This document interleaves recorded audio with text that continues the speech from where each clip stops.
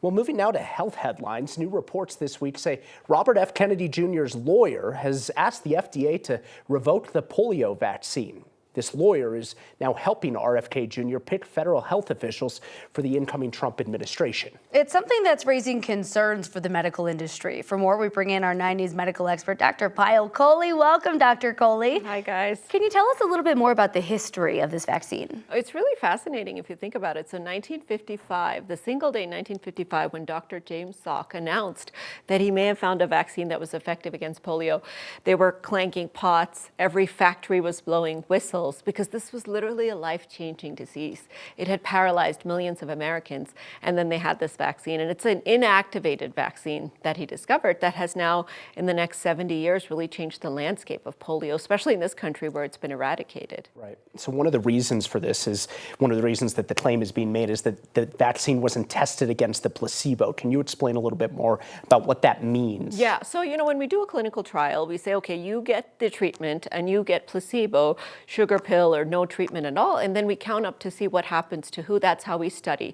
That's called the gold standard. That's the best way to study an intervention. Back in 1955, when this vaccine was released, they did do a randomized controlled trial, in fact, with first and second graders, 1.8 million Americans, where they randomized first and second graders to get it, not get it. And the doctor at that time actually said it was unethical to randomize because this was a life-saving vaccine, but it proved that it was a life-saving vaccine. Now, fast forward 70 years later, they're saying this particular manufactured vaccine, the Sanofi vaccine, has not been tested, but it's really the same type of vaccine. So we don't have to keep proving the same thing over and over again just because you have a different manufacturer.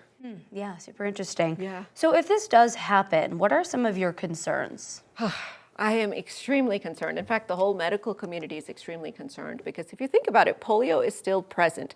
Now, here in the United States, it's been quote unquote eradicated, but just a few years ago, we had an individual who was unvaccinated who presented with paralysis. That was his first presentation of polio because it is a virus that can cause no symptoms at all. So you don't even know you're infected until it progresses to the point where it damages your nerves, you get paralyzed. So we've got the virus, and if we stop vaccinating people because of concerns or we start doing placebo-controlled trials on something that we know works, you could end up with a rash of people showing up with paralysis as their first presentation because the virus could sort of spread silently without us realizing it. So this is really opening up Pandora's box and something that's gone away. It's in our rearview mirror for us in the US and some other countries.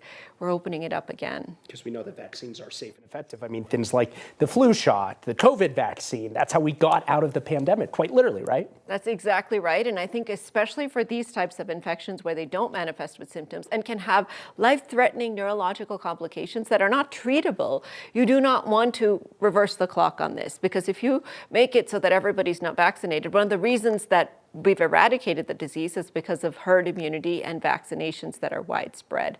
Now, there's two types of vaccinations. There's the inactivated that I talked about, which is a killed virus. You cannot get polio from an inactivated vaccine, and that's 99% effective if you get 3 doses. So highly effective, highly safe. And then, of course, there's the oral polio vaccine. This one's a little trickier. We don't have it here in the US, but in other countries where they don't have access to needles and such, they can just give it in your mouth. But it's an attenuated, it's a weakened virus. That one can wake up and cause problems, but we're trying to get rid of using that altogether. Well, Dr. Kohli, thank you. As always, we really appreciate all of your insight.